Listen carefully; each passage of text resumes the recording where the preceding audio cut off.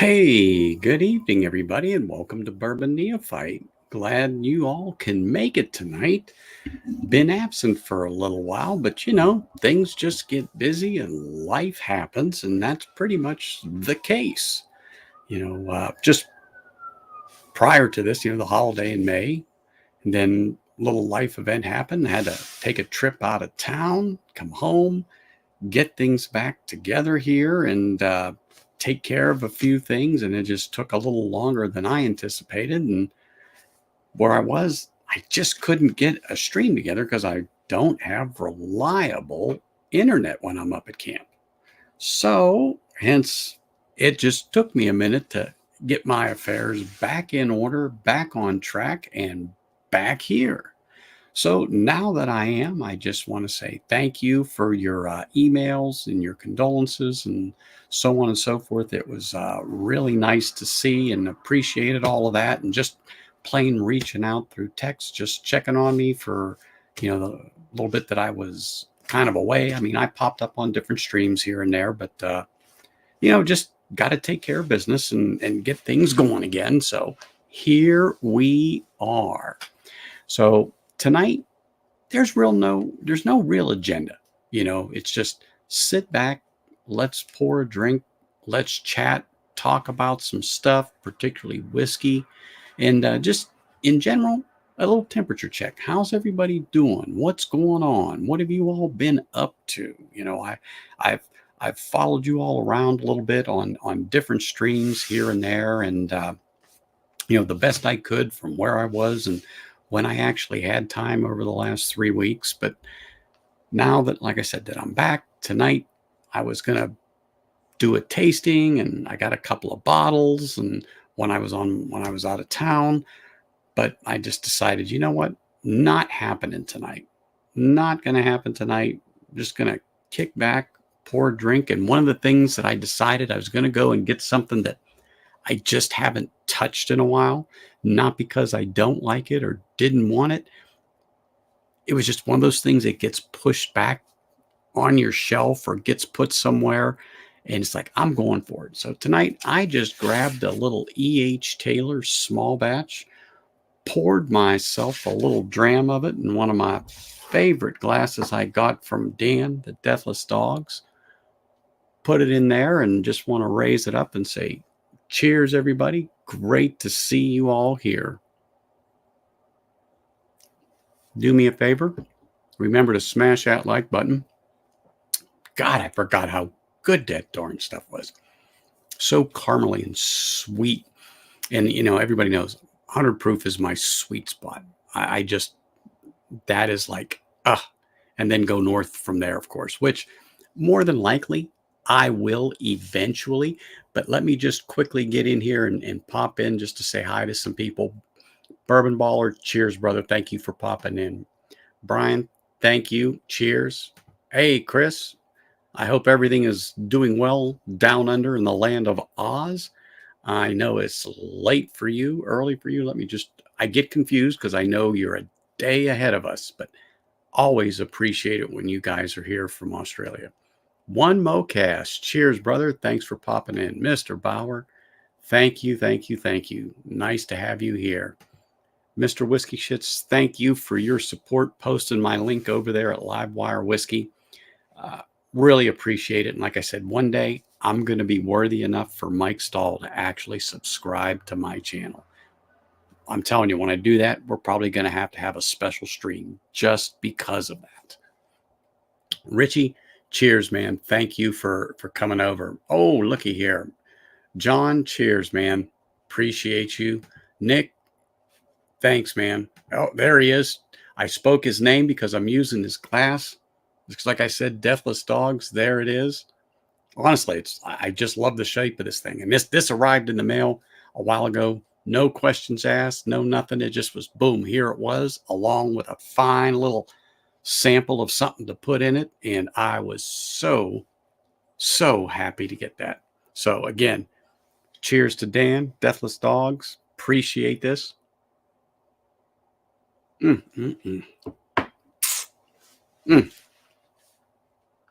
Really, that's good. Really good. And yes, it is a great everyday pour, Nick. Honestly, really, really, really, really great. And yes, it is a mighty fine looking glass. And there we have Mr. Morgan, all the way across the pond in the UK. Cheers, man. Haven't talked to you in a while, haven't seen you in a while, but let me raise a glass to you. Cheers, brother. Mm, it is. It is a great everyday sipper. If you can find a bottle of it for under $50, and that's the biggest problem anymore, they're a C note and north for small batch. Ridiculous anymore what they're asking for it, but we're not going to harp on that. We're not going that way. That's for sure. Hey, man. Cheers. Hey, you know what? You're talking to me, man. You don't have to make any excuses. We got you. It happens. And you know, when I'm up at camp, it's hit or miss if I can get out and pop on somebody's stream for a little bit. But thanks for coming on, man. I know you're here and I do appreciate you. That's for sure. Hey, hey, hey, look at this 1318 Shelby. Cheers, man. I tell you what, always great to see you. Thank you for popping in, really. Thank you very much. Sorry, I was moving my mic and I realized I hit the mute button. So if it seemed like I got quiet for a second there, that's because I did. That is for sure. So, other than that, not much more going on here. I don't know if any of you caught the episode that Flat Cap Piper had done the other day. And those of you like, why do I know Flat Cap Piper? Well, I had him on my stream just, I don't know, a few weeks ago. When I say a few weeks ago, it's been well over a month, but it seems like yesterday. But he did a 2023 YouTube Pipe Community Awards presentation. Really was a great presentation. I watched as much of it as I could from up at camp because, again, even though I was on cellular, it's a small town. And when you have a big race in town, dirt bikes, side by sides, stuff like that. It's like a 200-mile race because a lot of trails like that up there, a lot. That cell tower really gets bogged down. But anyway, neither here nor there. He really did a great job in putting out those awards, doing the stream. I just want to give him a little shout out and just let everybody know that, as you know, when you do stuff like that, it takes time, and he had some really great giveaway stuff too. So really nice, really nice. He had some good sponsors that had donated some stuff. So it was really great. And I just want to say that it was something that if you guys haven't subscribed to him or anything like that, go over there and pop in and give him a sub, or just go ahead and watch it. It was a few hours long. I mean, the nominations and the presentation. I mean, it was just great. It was great. Kind of reminded me of Aquavita. So it's along that lines, but it's in the YouTube pipe community. So, like I said, again, really, really nice just to see that. And I just wanted to give him a little shout out for the work that he and his wife, forgot about Ladyfire. He and his wife put into making that the success that it was. And it can only get better and go up from there. So I'm really excited for him and anxious to see, how it is going forward. Oh, look at there, JD Bourbon Approach. Cheers, brother, all the way from Lithuania. Thank you for popping in. I did catch you on Ken's stream this morning. I was just a little busy and I could not pop on, but I saw you were there. Hey, David. Cheers, man. Nice to see you. Nice to be able to chat with you again. And then Here we go. Here comes John. Cheers, man. Nice to see you as usual. Saw you there on Livewire, but I was lurking in the background as I was trying to make sure that everything was working for the stream and ready to rock and roll. And ta-da, here we are. I should sub to Flat Cap because you have having him on. I watched that award stream. Thank you for introducing me to him. You know what? Truly, he's like us, a very down-to-earth guy. His wife is a very, very nice lady who supports him, helps him on the channel, and particularly with these awards. I mean, it's a lot just to even keep track of things. So he did a really, really good job. And thanks for subbing to him. Really, really good job. So as you all know, I was in Pennsylvania for a week. And if you didn't know, that was one of my trips I had to make there at the beginning of June. So I left on the 6th, and some of you know, some of you don't know. I aged on the 6th. So that was my birthday, but I had to fly back home and take care of some business there. And of course, if I'm going to be there, I had to find some time to do a little shopping. So being that I did, I'll show you one of the things I got because I've been wanting one, but the darn prices are $180 a bottle for this out here. And there was just no way I was going to pay that. 79, 89 bucks, $99 would be tops. So a C note. Well, I finally picked up my own bottle. I've had a pour or two, not out of this bottle, but I've had Lore before, but I've never had my own bottle. So while I was back there in Pennsylvania, boom, I snagged this bottle and brought it back with me because it was $90 cheaper there than I can get it for here in Nevada. So let me think about that. I'll put that in my bag. And it made it.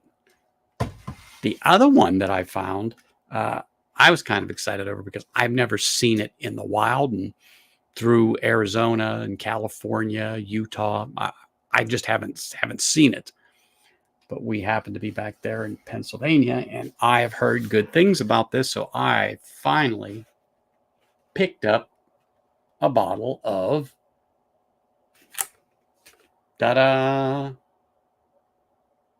Drumshenbo. So I am very happy to have been able to pick this thing up, and looking forward to cracking this thing. Depending, I'm tempted to do it tonight. It just depends because the Lore's calling my name. But I don't know. It just how it goes is just how it goes.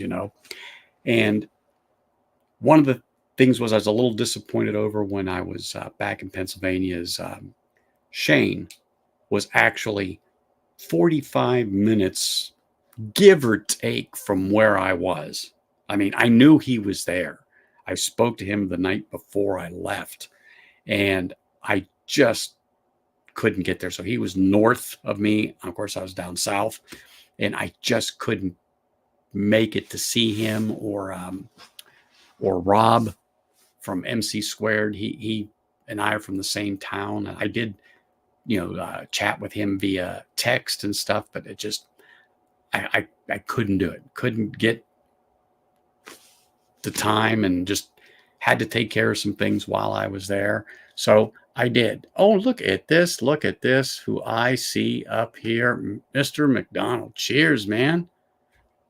Hey, always great to have you, man. Thank you for taking the time, pop in. And let me just remind everybody, please do me a favor. Remember to smash that like button. And if you are new here to the channel, smash that like button, subscribe, and click on that little bell icon so you get notified when I do go live.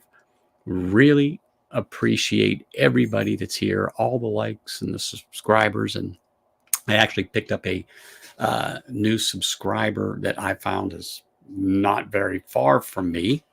Happens to be, when I say not far from me, within a mile or two. And we because of that awards presentation that Flat Cap Piper did, I just noticed something that he had said in chat. I replied back, and we had a little back and forth. Long and short of it is he just lives down the road from me. So we're going to make a little arrangements to meet up and chat, talk about some whiskey and tobacco, and just,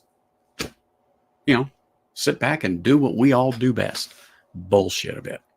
But anyway, so those are the two scores that I managed to pick up while I was back home in Pennsylvania. So like I said, great that I got to go shopping. Great that I got to see some family.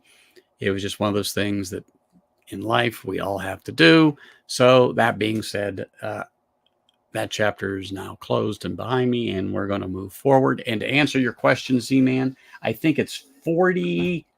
It's an odd one. Hold on. No, I thought it was like 43.5. It's a straight 43 ABV on that. Straight 43, which is perfect. And of course, it is finished in bourbon and Oloroso casks. So that little bit of sherry sweetness ought to be absolutely delicious. Delicious is what I am hoping for. So anyway, who all and what all do you all have in your glass tonight? Let me know as I sit here and sip this.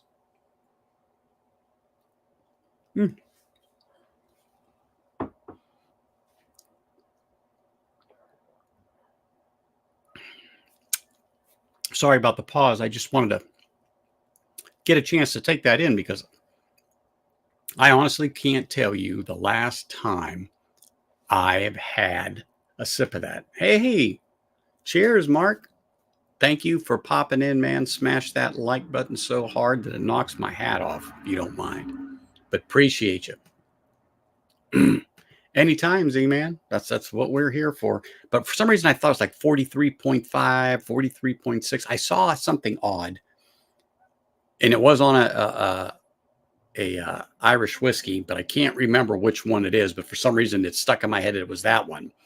I knew it was 43 something, and that was, so there I go thinking, and I got to stop. But I just kind of thought that was it. But anyway, little Jack Daniel. Oh, yes. There. I thought you got rid of that already. I thought you had killed that one off, that bottled and bond. But I could be wrong. You may still have some left, or you may went out and bought another one. I don't know. You could have. But so, like I was saying, just getting back into the groove here, I picked up a few other blends that I am very happy to get. And I am not talking about whiskey this time. I am jumping gears real quick to something that I want to show is this particular blend of pipe tobacco that I will tell you what, turned out to be pretty darn good. It's from the Country Squire. It's called Bowers Castle. And it is a English. When I say it's an English tobacco, it is real. When I call real tobacco, it's not an aromatic by any means. It's red and yellow Virginia's Latakia. And Latakia is a strong tobacco, and it has a healthy dose of it. When I say healthy, it is a good portion of its Latakia with some Orientals mixed with a smidge of Burley. And I tell you what, really a great full-bodied tobacco, particularly to go with a good peated Scotch. And that particularly one of the nosing notes is very woody, earthy, and peaty. Yes, it has that deep smoked, almost peat essence to it, and you can smell it through the bag. And so you pair that with a Laphroaig, an Ardbeg. If you want something a little lighter but still has some smoke to it, get a Highland Park or the Johnny Walker 15. what something that just has that little chunk of smoke and peat and sweetness, but I prefer it to be a notch up, just to let you know, because I think that if you don't balance it out just right, you're not going to really get the full effect. However, you do you. You do whatever it is that you like. We are all good with it. But that thing was amazing. Amazing with that. And it's one of those ones that I go, I may have to order a pound of that and have it sent here just so I can cellar it. Let me just see. Oh, so you did go out and buy another one. I know you said you were getting rid of the one I just saw you had a couple days because there wasn't much left in it. So you ran out and bought yourself another one. Perfect. Perfect, perfect, perfect. Drum single pot still quite light vanilla, a little fig and ginger. You know what? Someone said definitely the vanilla. I don't recall them telling me about ginger in that, James, but I'm looking forward to it. And like I said, I'm gonna sip on this Colonel Taylor for a bit, and I have filled up my container of water, and I am ready to have a few drams and wash it down with some water. So I'm tempted to do it, but yet I kind of want to do it as a stream. However, if the mood really strikes me to open that up, I'm gonna crack that thing. But like I said, right now I'm eyeballing that lure, and it's like I could hear it in this ear, but I still have this, so I'm gonna sip on this right now. Mm.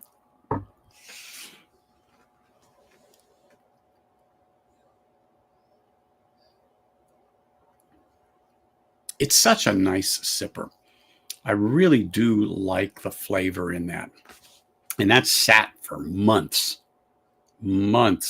since I've touched it last. I mean, and you get to that spot where you have not quite half a bottle left. You have a little more, and you just leave that thing set, and it just sometimes just pops nicely.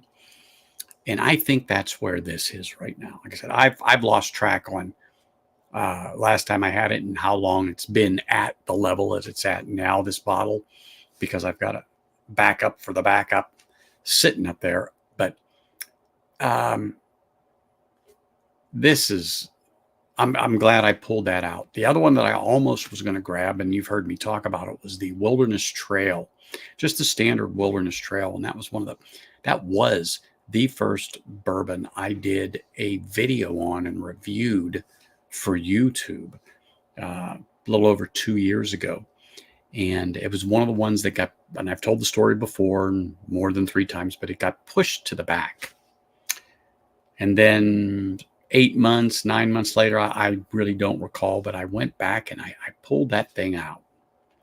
And I took some of that, and I tell you what, I was amazed at how good that bottle got. That cherry note came through on that like nothing I had ever tasted on that thing. And it was so good. And you could see in that particular bottle these little wisps of barrel chard just kind of floating in there and then lining the bottom. And when you just give it just a little agitation, you'll see it start to swirl in there. Wow, that truly was an amazing bottle of Wilderness Trail. And it was just a standard, nothing special, just what everyone can buy every day. It wasn't a pick or anything like that. It's amazing. So I thought, oh, I bought a backup, and I opened it. Well, I didn't, but I almost was going to pull that out and crack it. And I said, well, you know what? No, I'll do that on another time. But that's why I reached for the H. Taylor. I just happened to look over because I could see the tube. I went, oh, there we go. I'll grab that. But getting back to the Wilderness Trail, I think they're doing some great work. And I think that for the money, it's one of those that it's a good bang for the buck, without a doubt. I really, really enjoy it. And I haven't had it in a while, but it's one of those ones that, yep, I'm going to have to go back and hit that and open that thing up and have a pour. Yep, Nick, you can't go wrong with that bottle. As a matter of fact, I just recently saw it for about, I'm going to say $59. So it could be 59, it could be $69 here, but generally you can buy it around 55, $59 here on sale, which to me for that particular bottle is a good buy.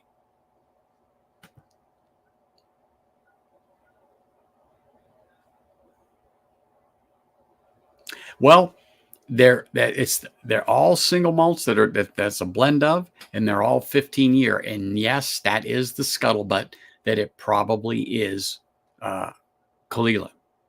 That is the scuttlebutt on it, and that's always been thrown around, like Talisker, Linkwood is mixed in there. So yeah, they're very good whiskeys that are in that blend. Very good whiskeys that are in that blend. So I always recommend that to people, particularly if they say, well, I'm not a big peat fan. You know what? That has just enough that I think is your gateway into peat, and you're getting a 15-year Scotch. You know, people say, oh, it's blended. Well, you heard my rant on blended whiskey before, and I'm not going to go into it, but the majority of all whiskey we drink is a blend, unless it states single cask, single barrel. That's it. Other than that, it's a blend. So that being said, we have the Wilderness Trail Family Reserve Bourbon and Rye for $80. Okay, here for that, it's around $60, James. So US, so 80 over there in the UK. I'm going to say probably not. Probably not, because you know that's the tax rate for you that they're getting you on. But no, me personally, I like it, and so $80. I think that might be a decent price for you over there. Like I said, for here, about $60 all day long. Some places 50. It just depends on where you are here in the States and what it would be. So yeah, I would have no problem if I was there purchasing that for 80. That's just me. I wouldn't have any problem with it.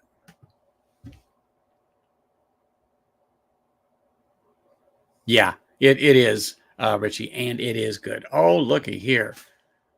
Isaiah B, cheers, man. Thank you for popping in. Always great to see you. And oh my gosh, I am lucky. Look at this here.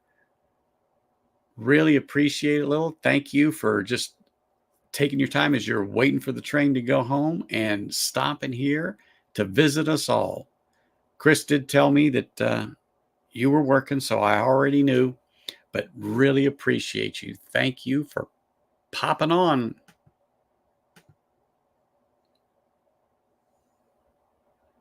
Yeah. You know, we always get into rants about taxes, whether it's here in the States, over there in the UK, down in Australia, Scotland, New Zealand, Ireland. I mean, yeah, poof.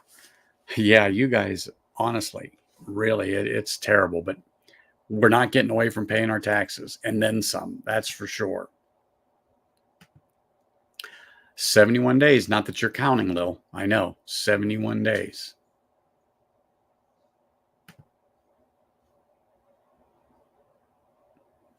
Yes, it is a love. I mean, I do know people that are whiskey drinkers that just have not ever developed uh, the taste for Scotch. It's one of those things, you like it or you don't. It's just like peach. You're either gonna like it or you don't. But I always say it's about the journey you take when you first have a scotch. And it's like anything. It's great to have a mentor with you to guide you into that particular spirit, be it a bourbon, be it a scotch, be it an Irish, um, to really help you understand and appreciate the spirit for the craft that went in to making it. And I think I told the story a few weeks back. Well, it's been over that. It's been over a good month. But anyway, my brother-in-law and sister are very big into wine. I'm an Italian that really does not have an affection for wine. But I took a trip down to Yuma because they flew in and visited our father. And so I figured, well, they're going to be in Yuma. I might as well drive down. Well, anyway, when I got there, he had a couple bottles of wine, and how do I say this? He gave me a tasting on the wine, and it gave me an understanding, but also an appreciation of wine that I never had in my life. So when you have somebody that can walk you down that road, be it a bourbon, be it a rye, be it a scotch, be it an Irish, be it an American malt, or, whatever it is, I think that can make or break a person either liking it or not liking it. And it's okay after you have given it a good go to say, you know what, I just don't like rye. I just don't like peated scotch. I just don't like malted whiskey. That's fine. But I think having somebody to help guide you, to get you acclimated to and ready is great. So if you can go to tasting somewhere and take advantage of it, because it really will help you grow your palate and, of course, your collection. It will hurt your pocketbook eventually because, it's just one of those things. You just, let me try this, let me try this. But anyway, it is, my opinion, one of the better ways to go. One of the better ways to go. Yes, and that's funny you should mention that. I'll be getting in touch with you. We have to work out a date because those samples are literally right here on the floor with the rest of some other bottles. And everybody knows, anybody that has a collection like I do or whatever, we all have floor whiskey. That's just whiskey that hasn't made it to the shelf. It made it from the store into the bag into the car into the house, but it just hasn't made a spot there or over there or on another shelf.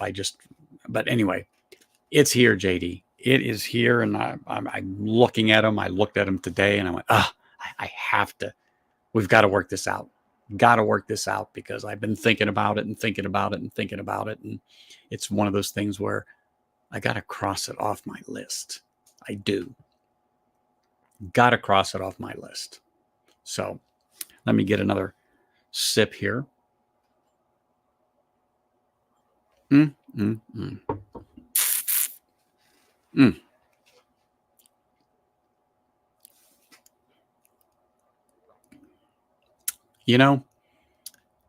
One of the things I like about E.H. Taylor, and everybody says, it's just more expensive Buffalo Trace.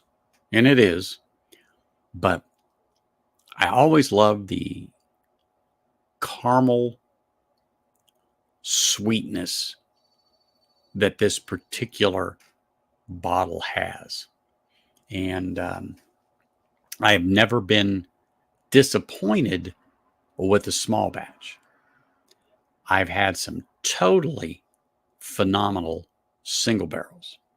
But then again, I've had some that were just And it's just because it's a single barrel. And some of them are absolute stellar. Some of them are just meh. They're good, but it wasn't like your last bottle. So that's the thing about a single barrel. And we've all talked about that on more than 4 occasions on either my channel or somebody else's channel. We've always discussed this, that, hey, this is great, or yeah, This one kind of fell flat on its face. It's good, but it's nowhere near like the bottle I had. Well, that's that. So anyway, let me take another sip here. And I'm still in my head, I'm tossing a coin whether I'm going to go peated or stay with this. Not 100% sure. Not 100% sure.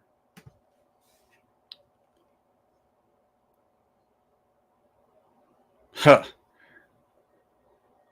Well, it is hard to get. And I took my nephew some smoke wagon when I left here and went back to Pennsylvania because they can't get smoke wagon there. And I like to tease him. And it's not the one that joins us on the stream live or has been in chat. It's his brother. And I like to razz him. And so when I took him this bottle, I took him Smoke Wagon the Younger. So I took him that and I told him, I said, look, this is a man's drink. So when you drink this, I don't want your pinky in the air. Don't put any ice in it. Don't make faces. I said, you're going to drink it like a man. I don't want any of your, I don't want to see your face wrinkle up or anything like that. If you can't drink this, then you stick to your fruity beers and other little frou-frou drinks that you and your older brother drink, I said. But anyway, like I said, I give him a lot of razz and so on and so forth. But so I brought him that, and because he picked me up at the airport, my wife and I. So I was like, here, not that he wanted it, but it's just something that he can't get down there. And like I said, I like to give him the business. So it's terrible that some of these get to be so hard to get, but yet so expensive. One of the things that Nick's lucky about up in Utah is it is a controlled state. So you have to go to like a state store to purchase your alcohol. Same way in Pennsylvania, it is controlled. However, some things there were on par with what I pay here. And then other things from what I pay there to what I can get them for there, it was worth me buying there and bringing back here for sure. For sure.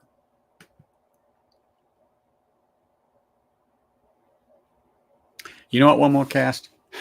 If another person mentions that and says I made up their mind about it, I'm going to have to pour one with you. Let me know what you decided to pour.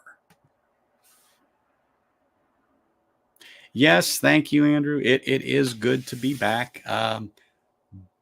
But let me think here. Coming up is 4th of July. Well, guess what? I'm not going to stream that Sunday because I got things to do.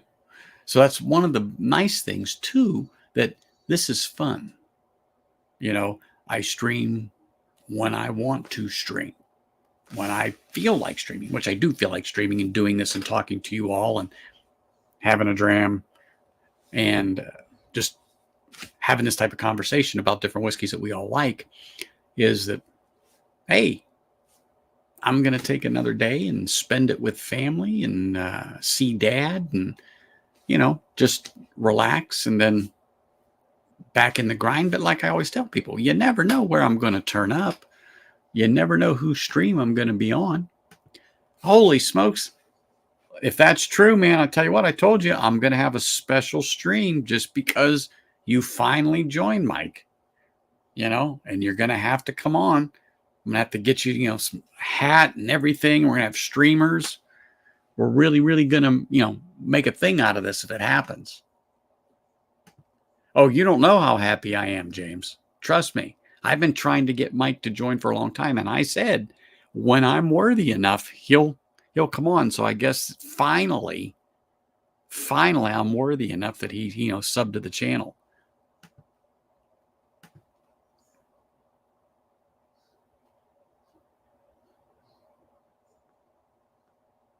He has his channel.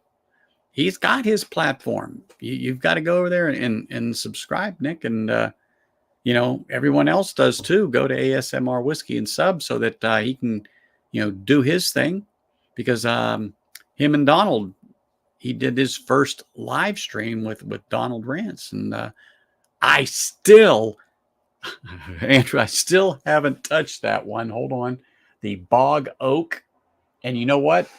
That's what I'm gonna have. This one right here. After the fact, it's a West Cork.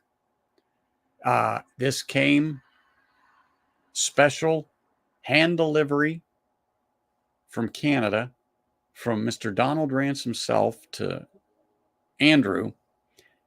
Andrew did this on his first live. He saved me this little sample, this little thing in here to have. And so guess what I'm going to have after this? Because he just said something and I looked up and I'm like, boom, I am going to try this one. Settled. Settles. So that is what it's going to be. So I'll finally get to try that, and Andrew's there, and if I make a face, he'll know.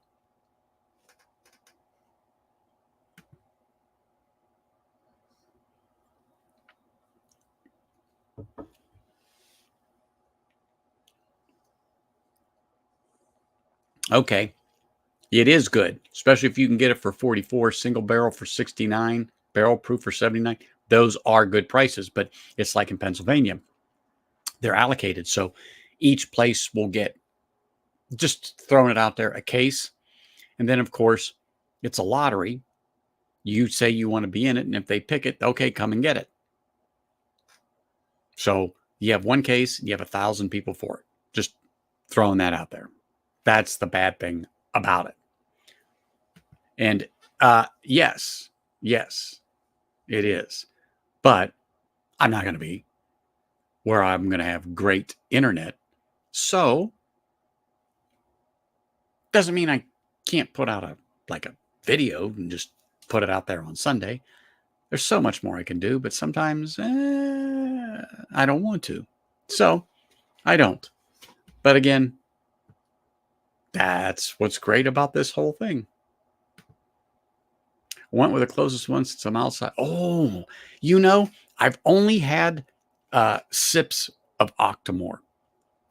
People give me some and they're like, oh, you got to try it. You got to try it. And overall, very good. I mean, I really do think it's good. But when you start getting up there and anybody that knows about Octomore and what he's talking about, they get very, very pricey for what they are. I mean, extremely 500, 600, and north for a bottle. And don't get me wrong, it is good. But sometimes it's just very hard to justify that when you can go, I can get whatever for $100, just as good. And I'll throw it out there. Ugadale by Ardbeg. Hey, that is good for $100, $120, whatever the case may be. I mean, yes, to say you had an Octomore and got it on your shelf to sip when you want. But like I said, some of the prices and the hype, to me, I can't justify it to go and lay 6 dead presidents down on the counter and slide it across for it. And especially when a lot of them are non-age stated. So, but you got rumors of this age or that age and a little of this and a little of that. Like I said, they're good. And some are absolutely exceptional. But the price is just getting absolutely redonkulous. Redonkulous.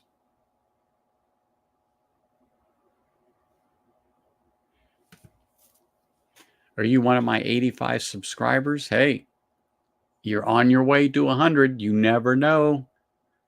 If people here have not subscribed to ASMR Whiskey, get over there and do it. Get him to 100. He'll have to do another stream. He'll have to do it. Without a doubt. I haven't poured this bottle in a year or so. Well, you know what? if you remember what it tasted like then and now, because I just was talking about that with this bottle. I don't remember how long it's been since I went to it, but I'm at about the halfway mark in that bottle. And sometimes, man, that time and that air in there and uh, oh my gosh, Tito was talking and his channel just popped out of my head. But anyway, he likes to use marbles in his whiskey to maintain a certain level of space. Even though he's drinking it down, he wants to keep it at a certain level.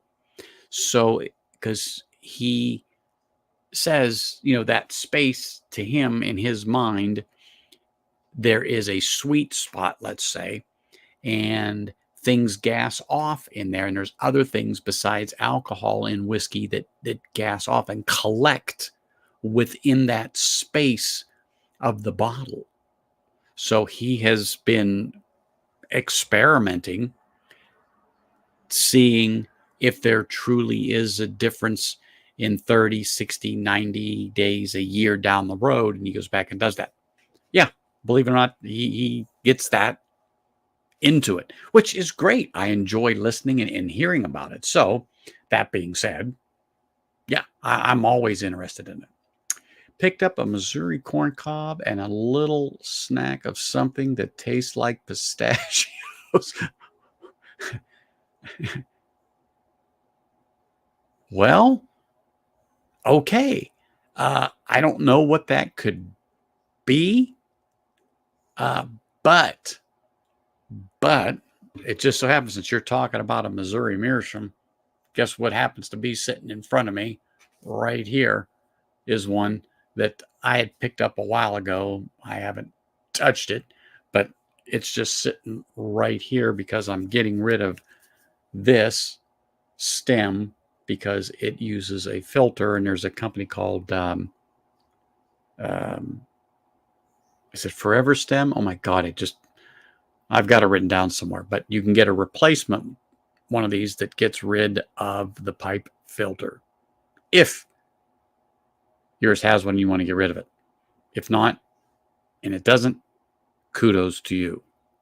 But anyway, yeah, I don't know what you got. It tastes like pistachios. There are some that do have a nice walnut uh, type of flavor. And if you say pistachio, that's fine. It very well could be to you. The one that I had described is very woodsy and peaty and smoky with hickory, and it's a very thick and rich, dry smoke with a peppery finish. So, like when we do the retrohale with a whiskey, when you do the retrohale with tobacco, you pick up some of those secondary, or I call them third distant notes in there. So it's amazing that what you find. And like I said, I'm learning as I go from other people, again, who are talking to me about these things, because again, I'm a neophyte when it comes to that. So yeah, if you figure out the name, let me know. Let's see.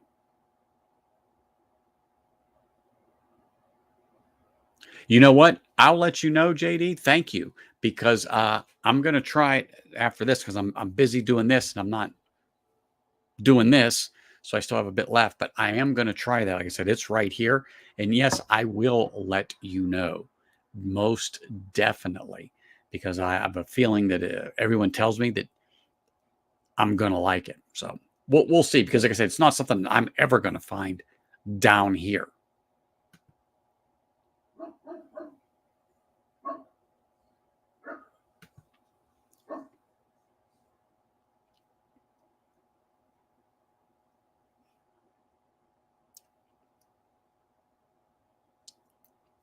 So Tom, hold on. Short cross. Hold on. I actually might. I think she sent me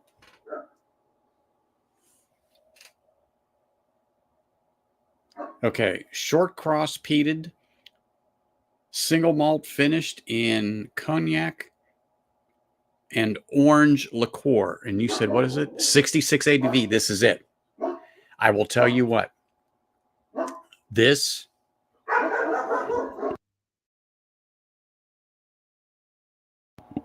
neighbor's dogs.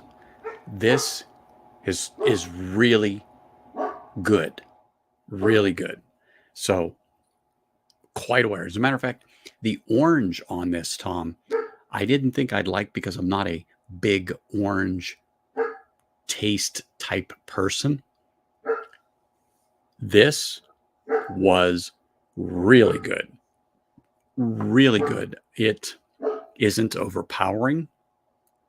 It isn't artificial tasting at all. The ABV, even though it's 66, wasn't overpowering. It was flavorful. It was viscous. And the peat was so nice as it came back across the palate and over the tongue with that sweet orange and that smokiness on that. I was like, oh my goodness.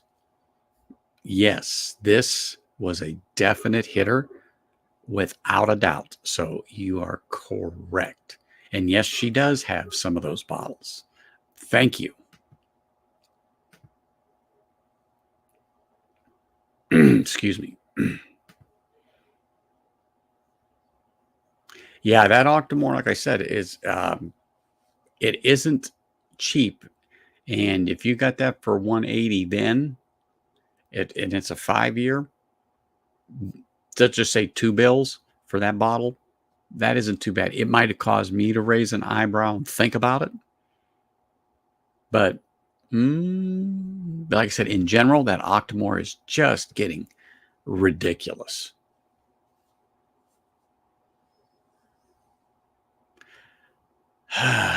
Sherried whiskey from Islay.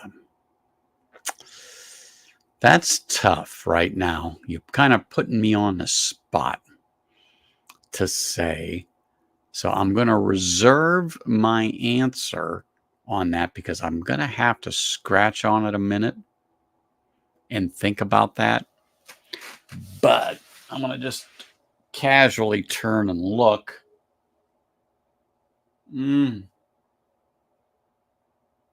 Let me just say this. The Bunnahabhain 12, I think, is an excellent sipper for the money. Really is. But I'm not saying that is my ultimate favorite. But the Bunna 12 is a good one to have.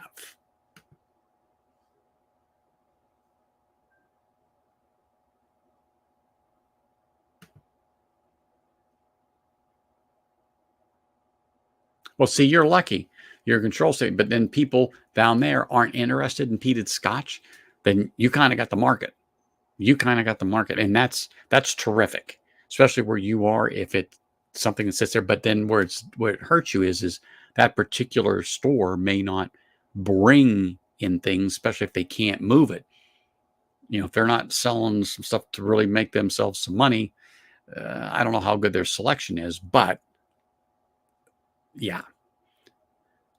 And I'm sure it's gotten better. I was just going to, that bottle has got to have, truthfully, have gotten better. Some can, what I call, go flat. They're good, but you just know something's off on it when it sits in there. So like I said, Tito was experimenting by putting marbles in there to take up some of that space, especially if you know you're not going back to it regularly. You're not going to polish it off in 10 days, 3 weeks, or whatever. So like I said, he adds marbles to keep that at a certain level in there. So I'm really going to have to grill him on that one day, have him on the stream and see what he has to say specifically on that topic.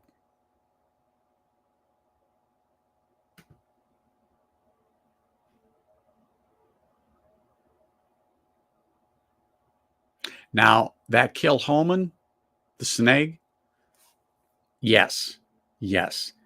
Um, Sugar Kitty is the one that turned me on to Kilhoman. And wow, I think they do a good job with distilling of whiskey. So, yeah, I'm very happy with that. Very happy with that. And yes, it is good. Hey, Mark, cheers, brother. Hope you are having a great evening.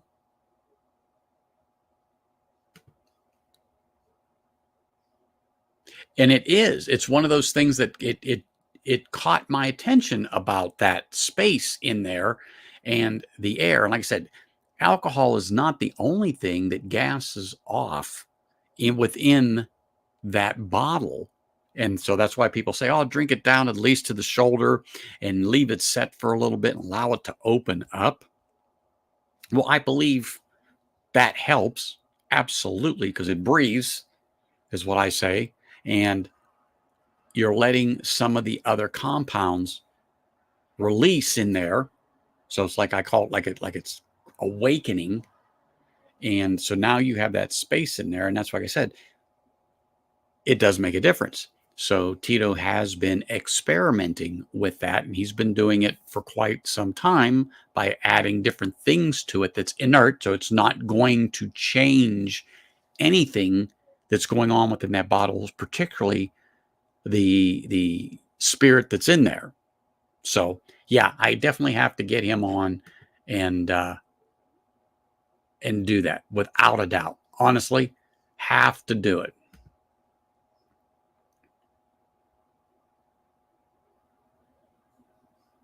See, and that's one thing that I've always liked about Pete, One Mocast, is that sometimes, and it's not every single bottle, but the majority of them to me, when that peat rolls back in, on the finish and it comes back and it picks up the fruit, or always will say that sweetness, whatever note is kind of on the prominent side. To me, it's just to me, but it really will accent that that I just enjoy that type of finish on there. I look for that multi sweetness with the smoke and how it just goes together so well. And when you get that particular bottle that happens, yeah, you have to just sit back and just take it in. You just have to. It's like, oh my goodness, uh, was amazing. It is amazing. Last pour was peated Kilhoman. Yes. Now that, yeah. Uh, I'm just thinking. Um, no. I'm not changing my mind. I'm doing the West Cork. I'm doing the West Cork after this. And let me have a sip because I still got a lot of this left because I'm sitting here beating my gums. Mm.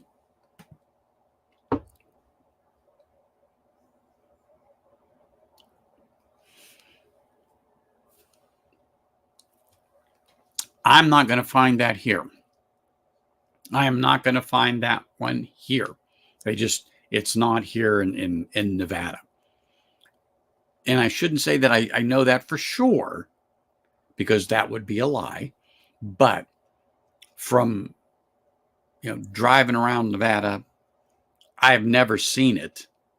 And when I walked in to the store in Pennsylvania, boom, that was the one that just like, are you kidding me? And at $54, I had to have it. Yeah, I would have bought two, but I had to get it back.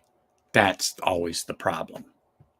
So, anyway, Buna is my next Scotch purchase. Been thinking about it for a while.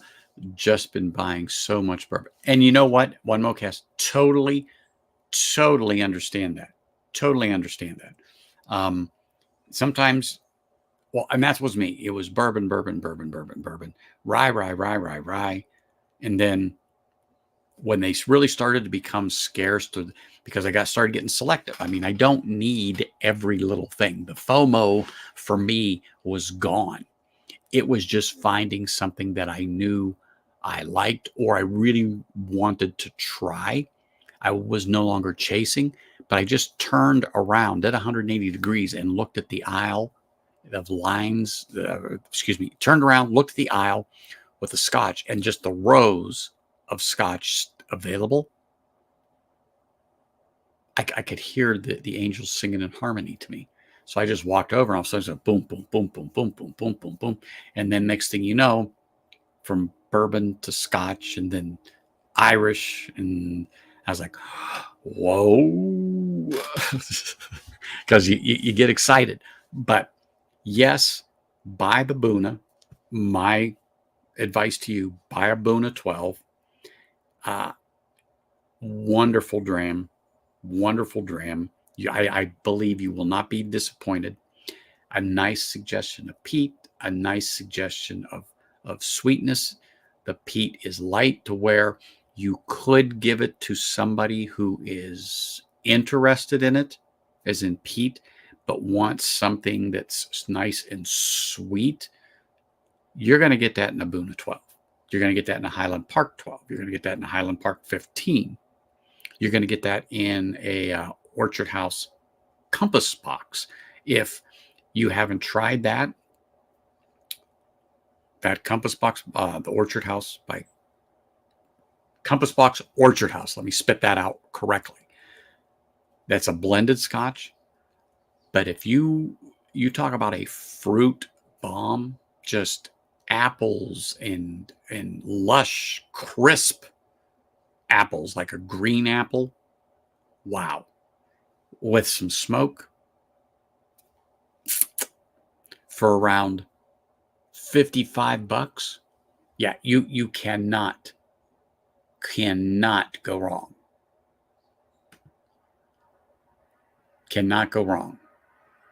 Lost my marbles? Well, you wouldn't be the first one.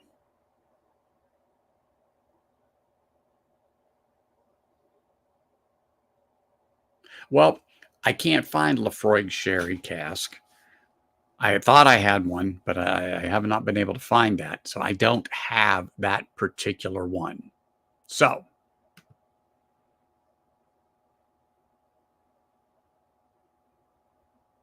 and you know what? I do the same thing with a lot of my stuff. If I has a tube, I keep it in there. I make sure it's in there. And then now unfortunately I haven't done it to this one in a while, but I will go through every bottle, One Mocast, and give them that turn to allow the cork to touch the liquid inside for about 10-15 seconds. Flop it back down, set them down, wipe the bottles off, go to the next one. I do that. Used to be a lot more frequently. I haven't in a while, and I actually started it today. Turn them up, turn them down, set them down, wipe them, and go from there. And that's what makes me go, oh, I haven't had that in a while. Oh, I haven't had that in a while. And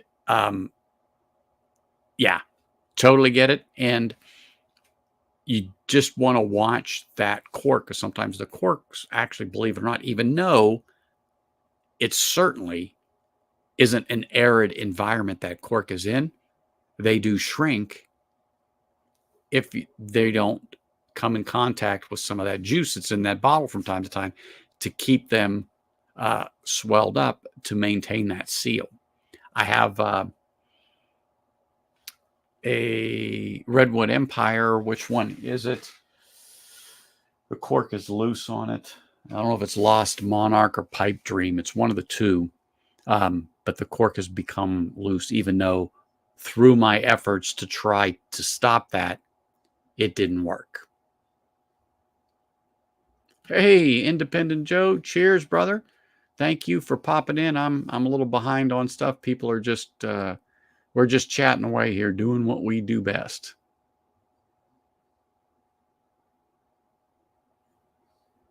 One more cast. It is on there.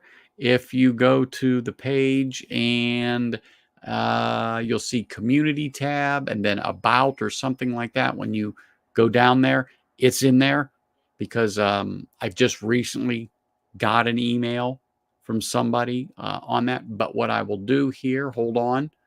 I think. But it's real simple. It's right there. Bourbon Neophyte at gmail.com. I was like, I know I got it. It's around here somewhere. So boom. There we go. Bourbon Neophyte gmail.com. And yeah, I'd love to have some, and then we can chat about them on stream. You know, it'd be great, but yeah, it would be terrific. That's for sure. All right, Tommy D. Cheers, man. Thank you for popping in here. Great to have you. Great to have you.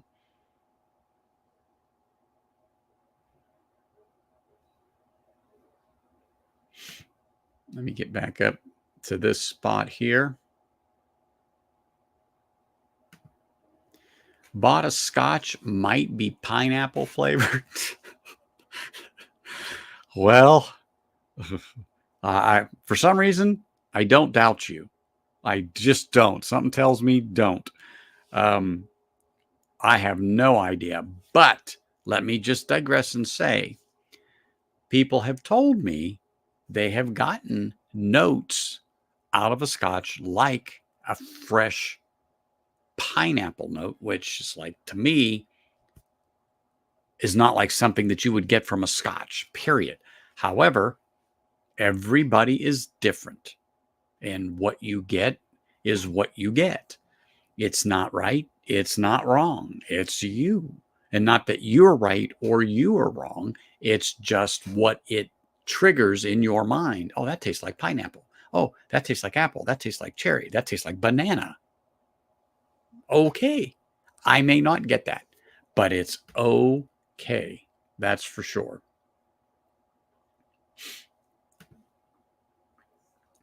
Big Pete small batch blended is pretty damn good for the price. Big Pete, Big Pete, Big Pete. Is that a Total Wine one, JD? I'm thinking that it might be.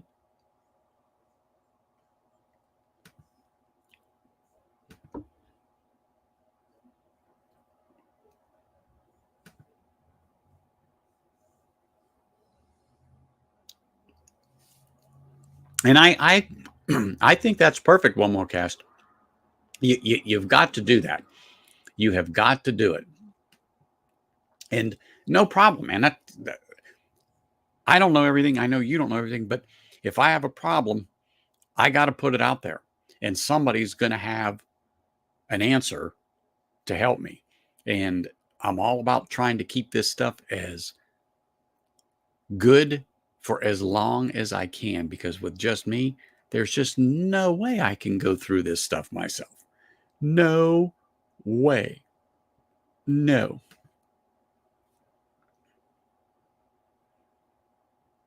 Oh, you know what, John?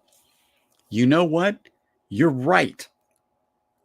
I think you're absolutely right on that. Buchanan, I think, does have a pineapple. You just jog this little pea brain. Yeah, I think you are correct. I think that you are right about that. It's like, oh my gosh. Yes. Yes. Without a doubt. Douglas Lang small batch big. No, I haven't known that, but there's reason why I asked that is there's something on Total Wine, and it's something Big Pete. When I say an off brand, it's an off brand, but I'm sure it's somebody's distillate. But The Big Pete is what got it. But yeah, I did not know that one. Not at all. So I'm going to put a stopper on this because I am going to go and pour because I really want to try that bog oak. So let me get another Glen here. This is the one here. It's an Irish from West Cork. Looks like Glengarriff. Bog oak at 43 ABV. So I'm going to pour this in here. 6 Hour, you're never late to the party, brother. You're never late. You know what? I had an actual Stag Junior in my hand. Let me think. It was before I left for Pennsylvania on June 6th. So I think it was the weekend of the 3rd of June, give or take, because I was out and about. And one of the places I like to go to had it. And I mean, my arm reached out and I went, oh my gosh, you have Stag? And they said, well, we did. And that's the last bottle. And I went, the last bottle because it's going to me, or the last bottle because it's going to someone else? And someone had bought it. And for $59, dude, I wanted to just die. But anyway, hey, if it was meant to be, I would have had it.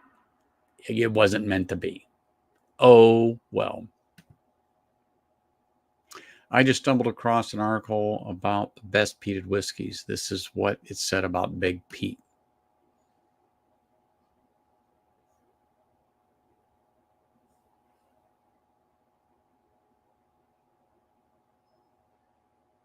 Ardbeg, Kalila, Belmore, Port Ellen, and more. So that must be some of the people they get distillate from.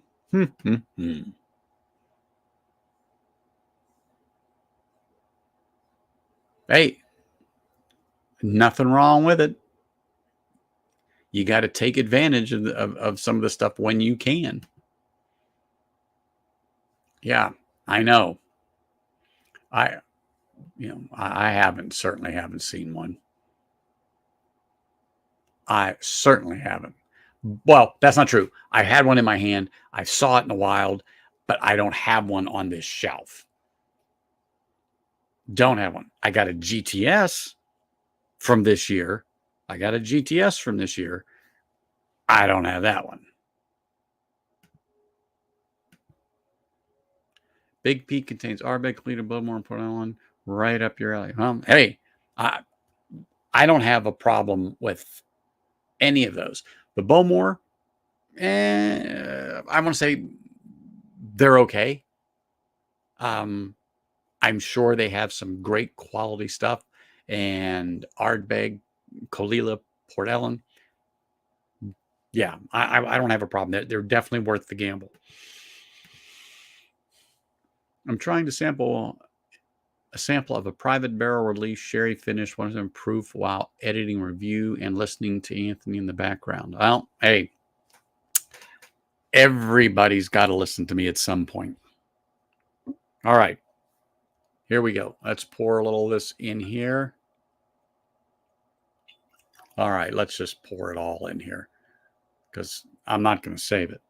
All right, I'm going to put a topper on this thing. I'm going to give it a little swirl here to let it do its thing because there wasn't much in here. So it was only about to here on this bottle. Let me just get a little focus there. There we go.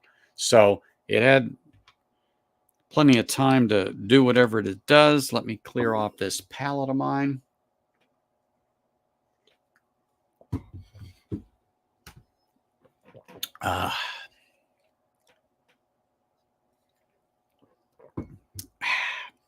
Wow. Okay. All right.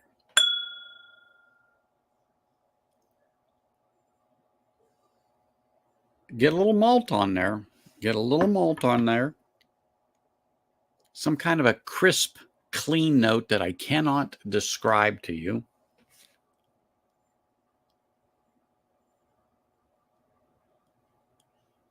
Malty sweetness for sure now. It is a sample of from West Cork, Glengarriff Bog Oak finish at 43% ABV. This is from Donald Rance. So when ASMR Whiskey did his first live stream, he did it with Donald, and Donald dropped off some samples to him. These are the actual samples that were used on the stream and what was left, because I was really interested in trying this. And so Andrew and I met up, and he dropped this off in my hand along with a Dunville 12PX and a Writer's Tears and with the ice wine cask. So I have that too, which I was very interested in. But this one, because they said Bog Oak, Bourbon Baller was like, oh yeah. So because ASMR was on there and he mentioned something and I looked up, I went, that's my next pour, and I just couldn't wait. So Bog Oak right here.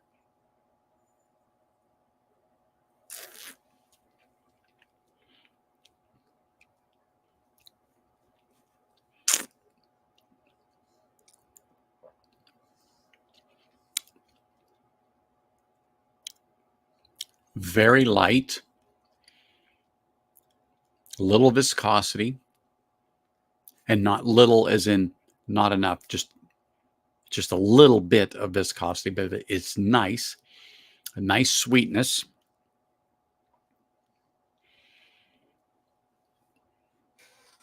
Finish is not long. It is not a long finish, but let me have a little more here.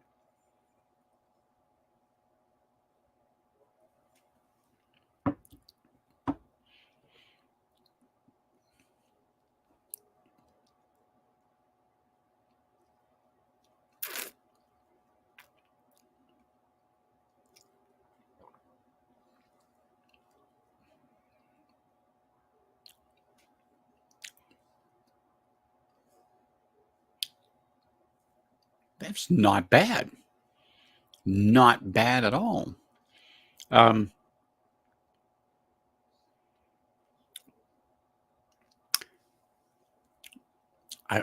It's probably that Bog Oak, that finish that's on there, that it's a little peculiar on the finish. Like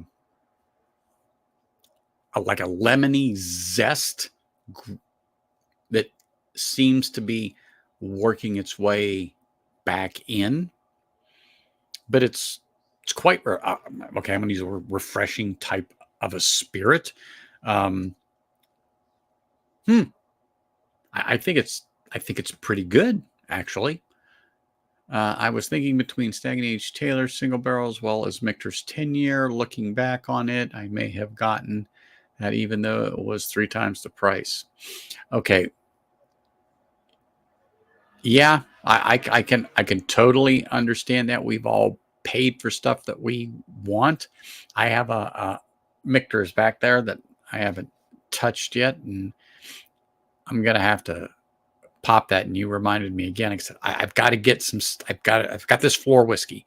Then I have to take stuff off of this shelf and move it to another shelf. But I got to take the ones that aren't opened and basically on deck and ready for me to pour on a stream and put them on the shelf right there. So from the bottom up, there's stuff that majority of that stuff isn't opened and it's ready for me to pull and say, this is what we're having today, or this is what we're reviewing today. But gotta get rid of this whiskey on the floor. And I've done it once, twice. I got to do it again. Got to do it again. Drinking on some Innkeeper tonight. Love it. You know, I've had a sip of that. I had a sip. I think it was it called the Phoenix 6 Hour? Was the first one that Dixon had come out with in that line. I thought it was good, but I think it was $179 was the price tag. Maybe it was $200. I don't remember. I thought they were pushing it on the price for that one with the one I tasted, but I didn't think it was bad. But again, it was hard for me to justify the price for it.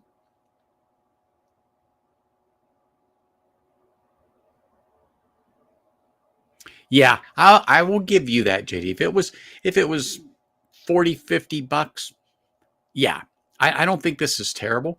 Um, I don't think this is terrible, but it would be one that I would need more than what I have in here to really give you a true, honest opinion. I'm not saying that because, but the sample I had is good enough to make me go, especially at $30, I would buy it at $30. But even if I saw it at 40, let's say maybe $50 in my head, I would have picked it up just because to me, this is worth a visit. This is worth sitting with. This is worth having different pours of uh, just to see how it goes because it may not cause my foot to tap today, but it's good enough to make me go, yeah, I'll put that on the shelf. It's not one of those that go, yeah, no, it will stay on their shelf and not on mine. No, I do kind of like this. And I'm going to have the third sip. And generally the third, fourth sip, you really become more acclimated to it. There's no, how do I say this? At 43 ABV, there's not much there, but I don't want to say the flavor is lacking because it could be because of the E.H. Taylor. But right now, the flavor just does not seem to be popping. So, eh.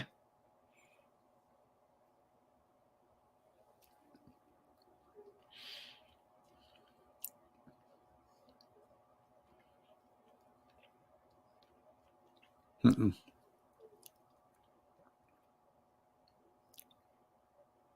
It's good. I mean, it is. But I have, I don't know if I have it on this shelf or not, but I have a Irish whiskey from Slane that I do believe it's 40 ABV, if I remember correctly. I hate to say I might like that one a tad bit better for $25. But again, I'm not saying it's terrible because I don't feel I've had enough to fully sit and appreciate it, to work with it, just to see where this thing goes down the road. So, like I said, the Phoenix wasn't bad. It just wasn't my cup of tea at the time. And like I said, they wanted almost $200 for it. And I didn't think it was worth that. $99, 6 hour. I probably would have raised an eyebrow and said, that's not bad for that. But at the price they wanted, I thought for what I experienced, for the dram that I had, I left it on the shelf. But if it was $99, I might have held it for a while. And there's a 50-50 chance I would have walked out with it. So just like I said, that I could have a couple of pours out of it, give my thoughts, reserve judgment till a later date, because I've done a few things to where I've said, you know what?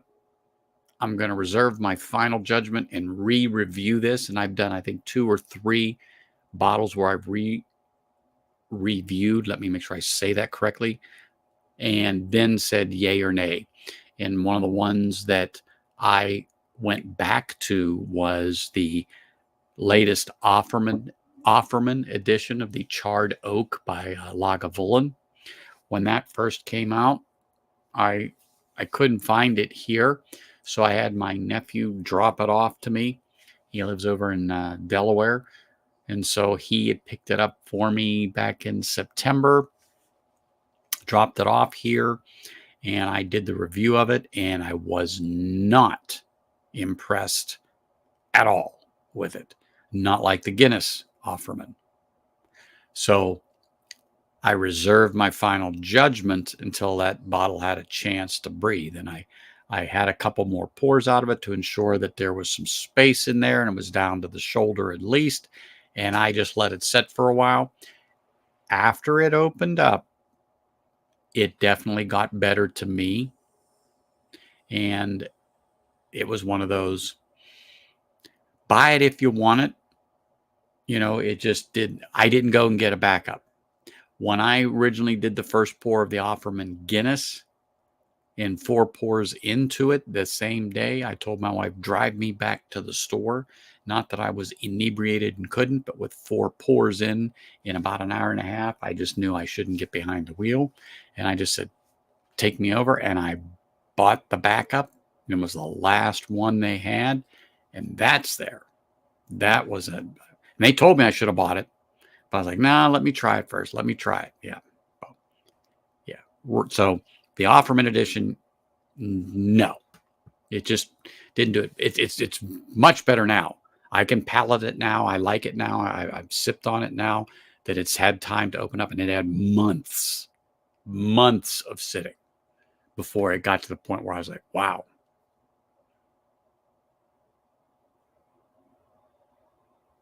And you know what? Depending upon how much was left in there, Andrew. So if you're like from the bottom of that, and you don't have much to go and you have a lot of that head space in there, yeah, you probably have to get through that. Exit 2 is good, but not mind-blowing whiskey. Correct. It wasn't. I thought it had flavor. I thought it had taste. I thought the proof was okay.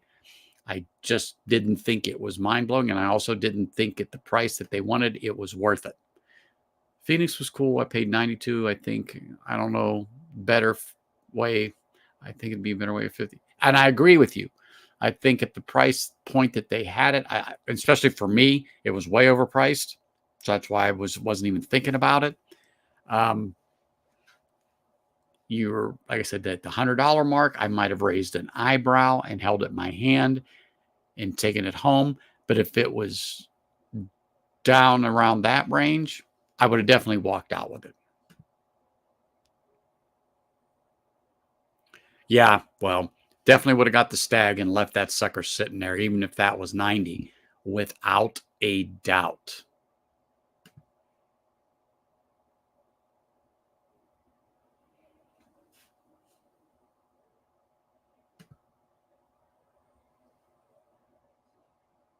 Yeah. Like I said, if it was the 99 here, I might have thought about it. But being that it was the price it was, I'm like, yeah, people, that isn't going to happen for sure. And it's still on the shelf here. It's still on the shelf, and then the other ones are right next to it. I think on that Lagavulin, the Offerman edition, that heavy char, I think it was the barrel char that to me which was off-putting, because it was your quintessential Lagavulin profile. It was everything I like. I love Log 16. It's wonderful, a wonderful pour, wonderful pour. So my expectation for the Lagavulin was up there. So that expectation of it being a true Lagavulin, yes. I think it was the char and the way they finished it in that barrel. And when I say finished, it's nothing like it has sherry or whatever, but it was that extra heavy char that they put in there. I think that is what was a little off-putting to me. And then after I drank it down, got some time in that bottle. When I say time, it was months before I went back to it and did the second review. Was like, okay, this thing has finally gotten palatable to me. So anyway.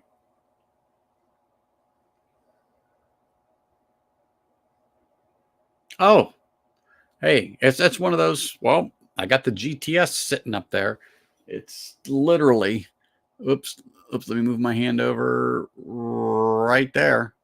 That's a GTS 2023. When I was able to walk onto that thing for a heck of a good price, and I walked out, I had to sit there and look at it a while. I haven't cracked it yet because it's just me. But I will when I get a group of people that know what it is and will enjoy it. I will break that thing open because I didn't buy it just to sit up there and collect dust. But same way, I have to look at it a while. And like I said, I've got a picture of that stag that I had in my hand. And I can say I touched it. And, oh my gosh, it's true bottle of stag in my hand. Even though I couldn't buy it, I actually had it in my hand. I'm like, all right, it's beautiful.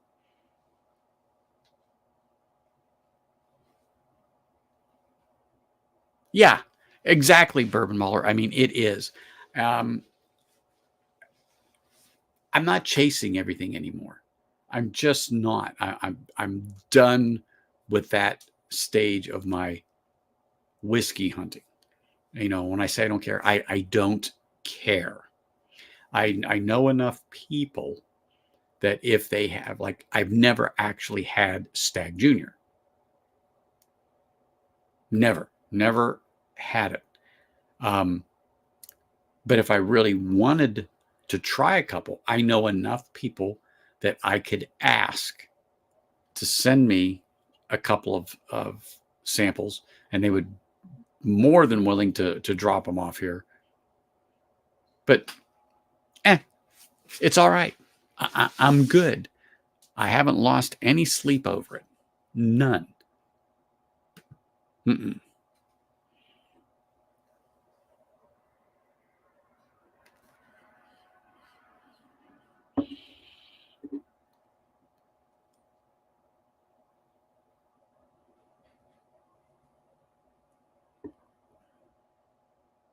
Just finishing up the rest of that West Cork, the Bog Oak. Like I said, $30. I put this. I definitely would put this, sitting there because I'd want the time to go and finish it. And I thank Andrew for giving me his last bit of sample of that. I thought it was good. I didn't think it was bad. It certainly didn't blow me off my feet or anything like that. But to me, at the price point that it is for what it is a good whiskey, and one that I would definitely sit with and spend a little more time on if I had another bottle of it, because I don't think that that's a fair representation of the spirit and what they intended you to get out of it, if that makes sense to everybody. So back to the E.H. Taylor. Let's clear the palate.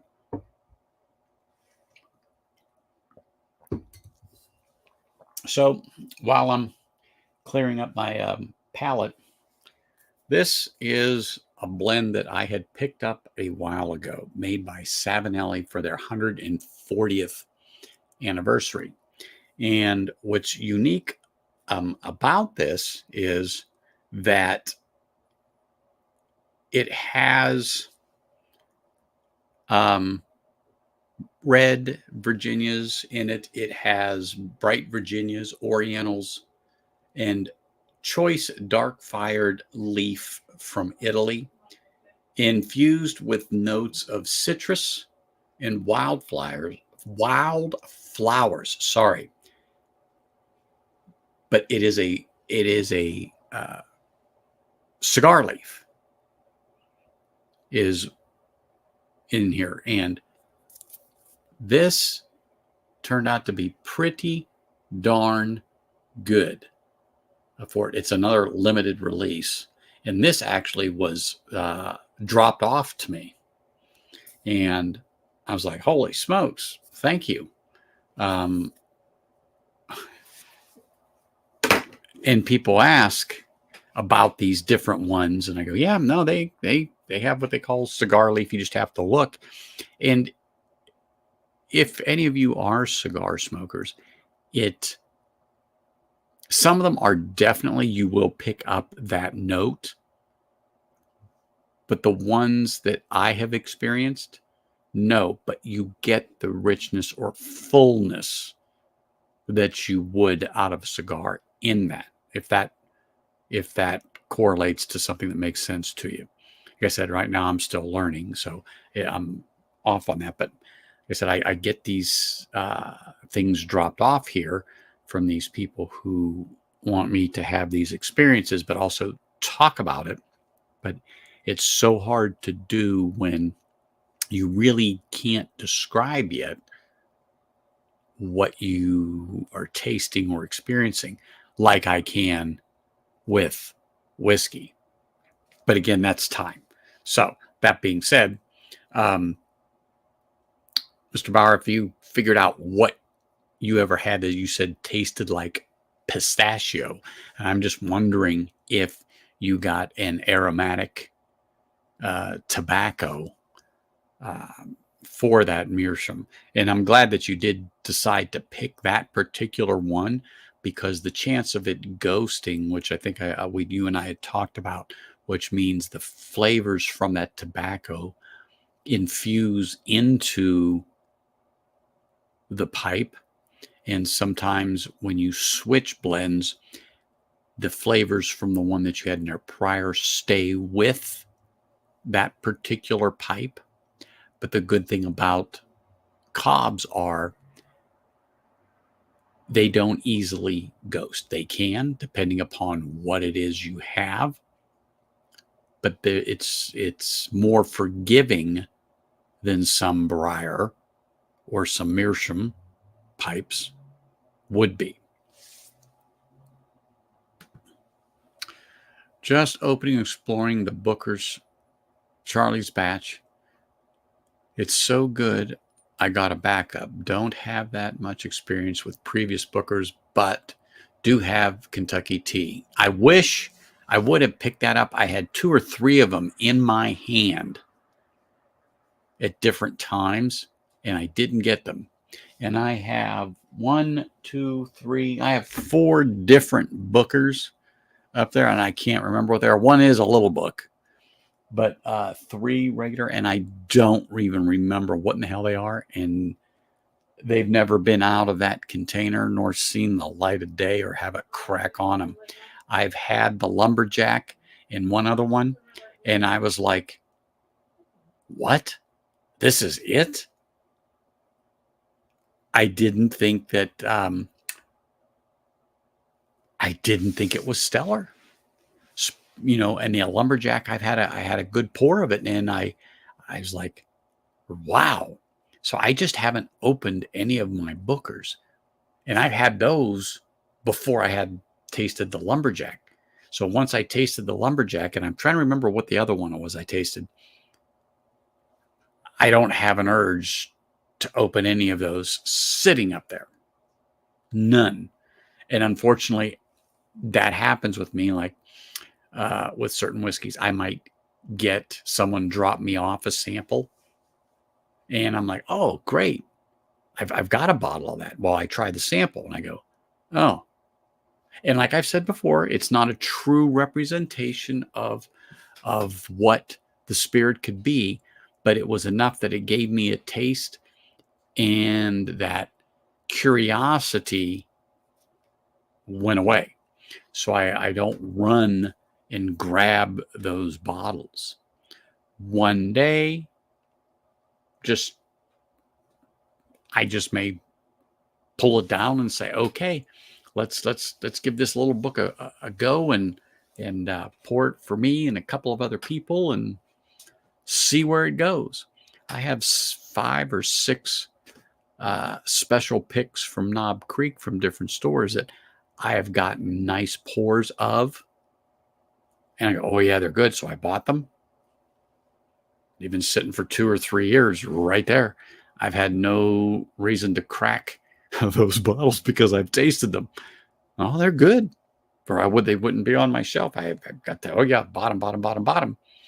But now I'll let them sit there unless somebody that I know comes over, like Whiskey Mountains, and she is the knob queen. So if she come over, I say, okay, whichever one of these you want to open,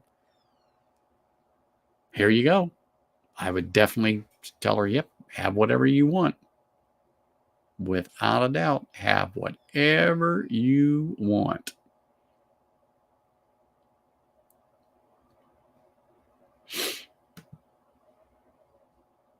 Well, of course.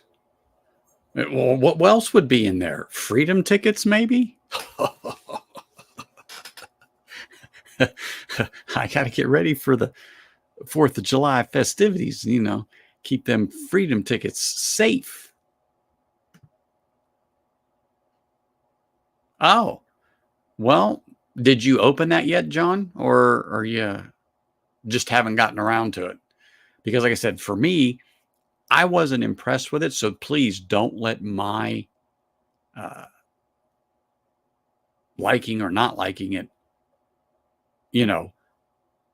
cast any doubts or anything for you, because you may like it. Okay, you haven't opened it yet. All right. Yeah. But it wasn't, let me just say this, it wasn't terrible.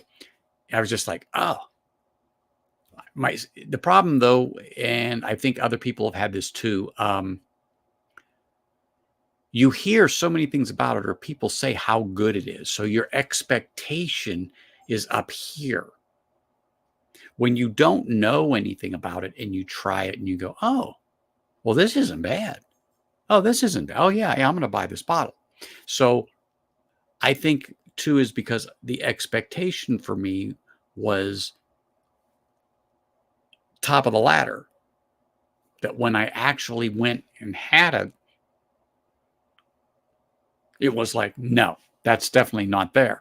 So that's why I try, when I do my reviews or different things in whiskey, I don't look for other reviewers to tell me what they thought, because I don't want to know. I want to have an open mind going into that pour, that when I have it, I go, it's either good or bad. Because we can get preconceived notions of things because of other people. And so it can skew our judgment. And so when we go and initially take that taste, it's like, what? This is it? Sorry. When things make noises like that, it's like, uh-oh, what fell? But it wasn't a glass type clang, but I was like, you always have to worry, because you never want to hear the sound of breaking glass behind you. That's for sure. Let me know on the Kentucky tea. That's one I will tell you. I had in my hand, and people called me a fool for not getting it, which I very well could be. But, that's right, One More Cast. That's absolutely right.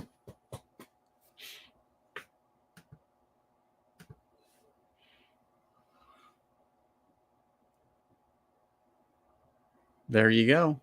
Some people like it. Some people are and that's okay.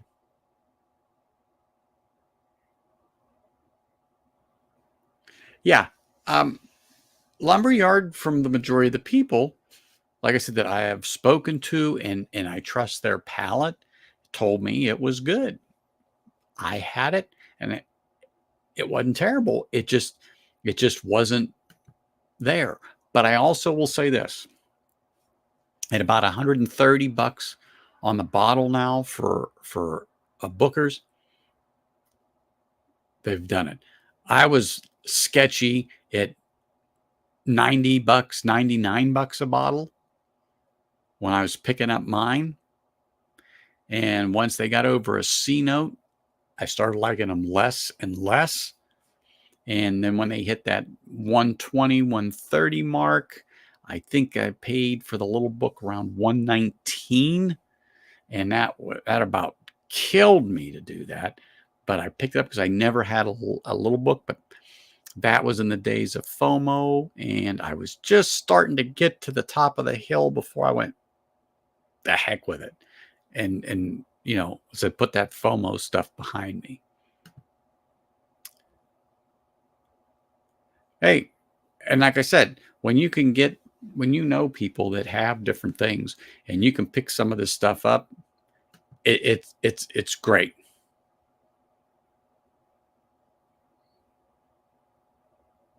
Oh, good. I haven't had any that I absolutely disliked and wanted to run my tongue across a carpeted floor in a men's room to get rid of the taste. No, no, nothing like that.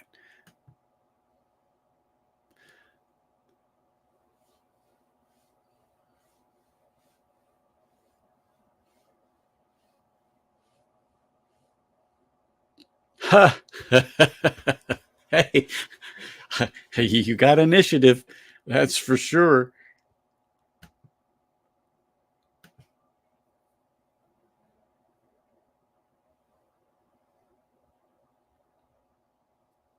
To each his own, right, Mark?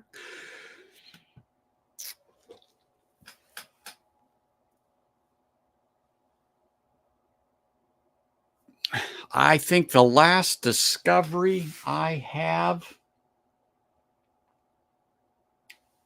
unfortunately, is 5.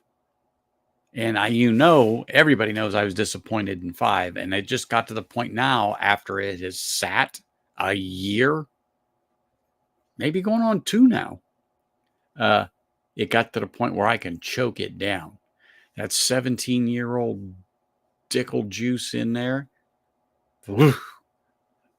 But time has done it well in the bottle once I choked it down past the shoulder and that's one I had no problem pushing back to the shelf.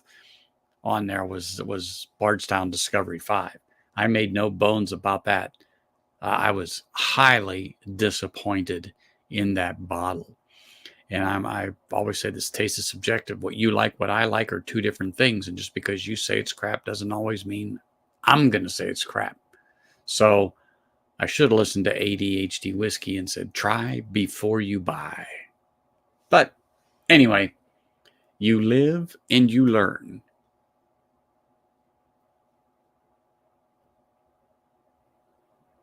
Hey, nothing wrong with that. There you go. And you got it. And that's all that counts. And like I said, at a C note, okay.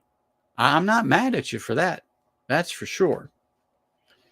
Got mine for 89. Thank God the state store is coming. Amen. Amen. Like I said, when I was in Pennsylvania, there was something that I could get for $100 that I couldn't get here for $100. They want 190 for a bottle. I saved $90 for the same darn bottle. Excuse me. Give me another little sip. Mm. Mm-mm-mm.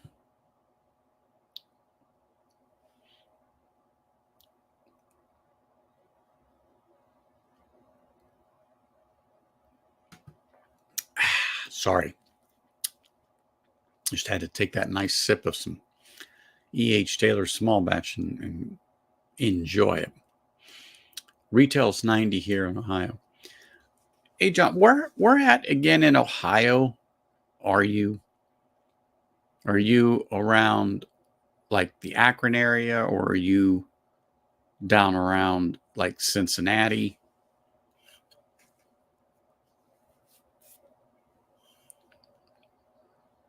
Well, okay. That's what I thought. I remember chatting with you because I went to Youngstown State, so very familiar with Ohio. But okay, that's what I thought. That's what I thought. I couldn't remember. I knew you were. I didn't know if you were south or if you were up north. Um, I hate to use the word Cleveland, but because I'm born and raised in Pittsburgh, so Steelers fan, definitely not a Browns fan.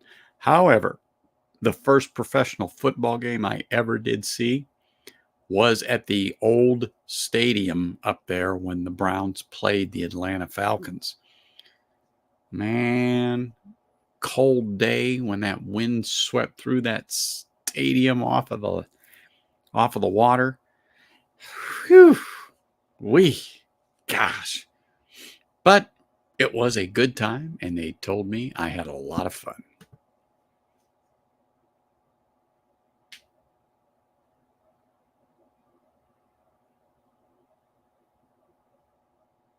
Well, and that's just it. When you get a state controlled place, you got to keep your fingers crossed. You have to get in on those um, raffles or lotteries or whatever they call them in the state, because you want that chance. You want that chance to pick up that stag. You want that chance to pick up that GTS. I hate to say Blanton's, but if anybody really wants a Blanton's, but you got to get on those things. You got to go for it. I'm gonna pick right now for a Weller's, not a foolproof, not God, I forget which one now, because I've got two Wellers. I got a foolproof and a pick. And I didn't realize it was a pick when I got the opportunity to purchase it. So, and I didn't realize it until I had gotten home. And I go, well, why do I need two foolproofs? Well, then I saw the one was a pick, and I went, that's why I need it. So, but I've had a taste of Wellers, and once I had the taste, the bottles aren't even open. Don't have an inkling to open them. But if any one of you guys popped over here and said, hey, bring that bottle, I'd say, which one? And I'd have no problem in cracking them suckers for you guys. That is for sure.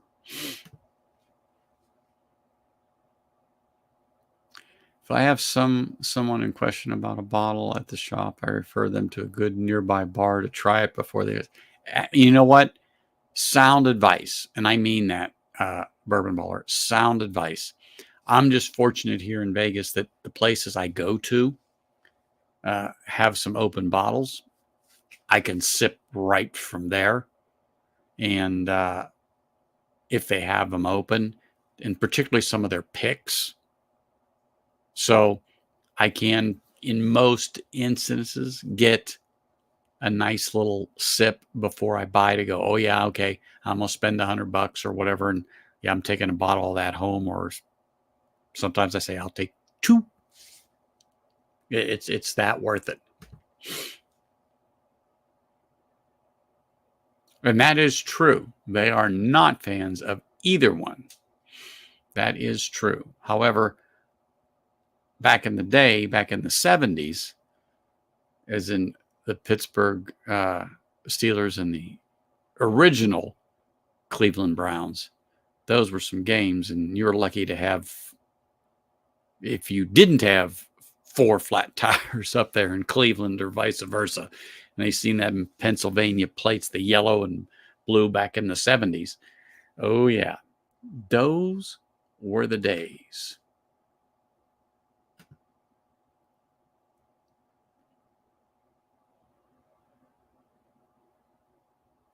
Oh, yeah. Asheville's it.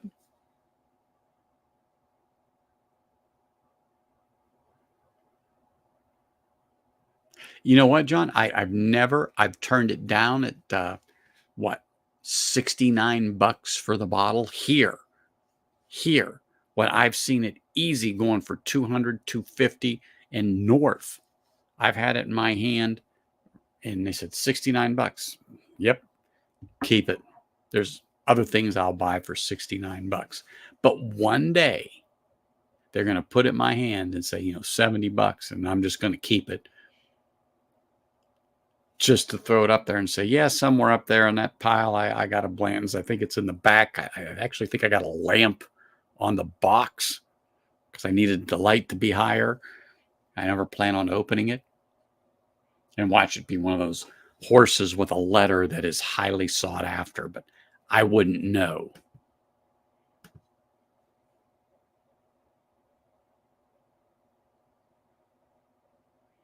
Going to the Pittsburgh, you say, with a Ravens fan for the game should be interesting. So you're going to go to a Pittsburgh Steelers game with a Ravens fan in Pittsburgh? Is that what you're saying?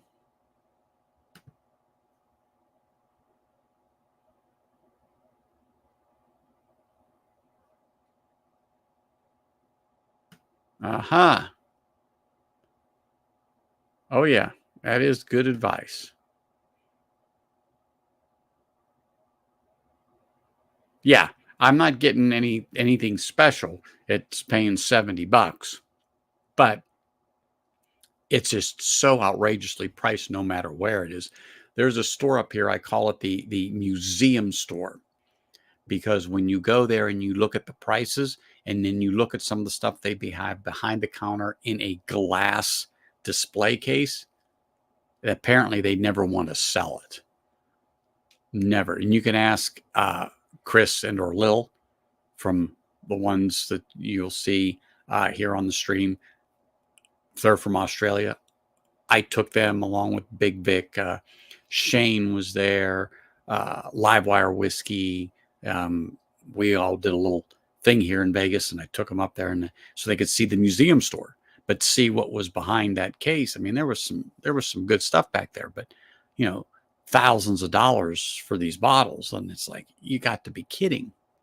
They said we can get it cheaper in Australia, and they get bent over the barrel. Hey, Mr. Reynolds, cheers, man.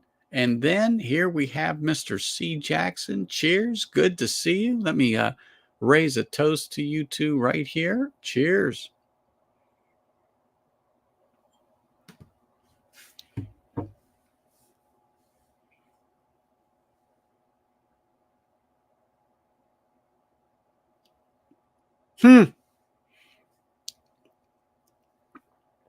Now that's luck. Now, if I could find a bottle of Blanton's that was bottled on my birthday, which is June 6th, I'm a D-Day baby. That's significant. I would buy it just because of that too. Yeah.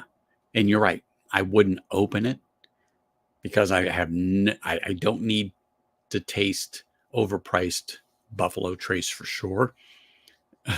But yeah, I would buy that, but I don't have that kind of luck.